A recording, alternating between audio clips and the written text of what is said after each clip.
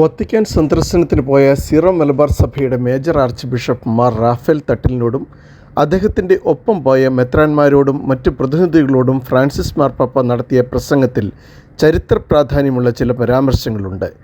ലോകമെമ്പാടും സീറോ മലബാർ വിശ്വാസികൾ അവരുടെ തീഷ്ണമായ വിശ്വാസത്തിൻ്റെയും ഭക്തിയുടെയും പേരിൽ അറിയപ്പെടുന്നതായി മാർപ്പാപ്പ പ്രശംസിച്ചു.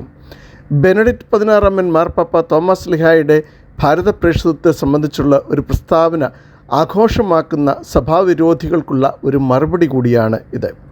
തോമസ് ലീഹായുടെ ഭാരത പ്രേക്ഷിതത്തെ ഏറ്റുപറയുന്ന ഫ്രാൻസിസ് മാർപ്പാപ്പയുടെ വാക്കുകൾ ഇന്ത്യയുടെ അപ്പസ്തോലനായ വിശുദ്ധ തോമസ് ലീഹായുടെ രക്തസാക്ഷിത്വത്തിൽ വേരൂന്നിയ നിങ്ങളുടെ വിശ്വാസം പുരാതനമാണ്.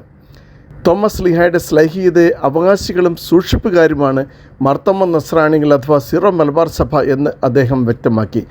മറ്റൊരു കാര്യം കൂടെ അദ്ദേഹം പറയുന്നുണ്ട്, ഒരർത്ഥത്തിൽ ഒരു കുറ്റസമ്മതം തന്നെ. സീറോ മലബാർ സഭ പലവിധ വെല്ലുവിളികൾ നേരിടേണ്ടി വന്നിട്ടുണ്ട്. കത്തോലിക്ക കൂട്ടായ്മയിലെ ചില വിശ്വാസികൾ നസ്രാണി സഭയെക്കുറിച്ചുള്ള അവബോധമില്ലായ്മ നിമിത്തം ചില ദൗർഭാഗ്യകരമായ പ്രവൃത്തികൾ സീറോ മലബാർ സഭയ്ക്കെതിരെ ചെയ്തിട്ടുണ്ടെന്ന് അദ്ദേഹം അംഗീകരിച്ചു. എന്നിട്ടും പത്രോസിൻ്റെ പിൻഗാമിയോട് സീറോ മലബാർ സഭ വിശ്വസ്തത കാണിച്ചതായി മാർപ്പാപ്പ പ്രത്യേകം ചൂണ്ടിക്കാട്ടി.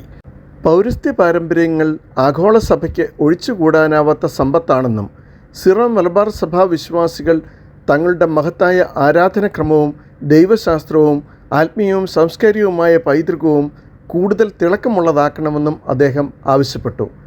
കൂടെ ഒന്നുകൂടെ പറഞ്ഞു, സൂയി ജൂറി സഭയായ സീറോ മലബാർ സഭയിലെ അംഗങ്ങൾ സിനഡിനെയും മേജർ ആർച്ച് ബിഷപ്പിനെയും അനുസരിക്കണം.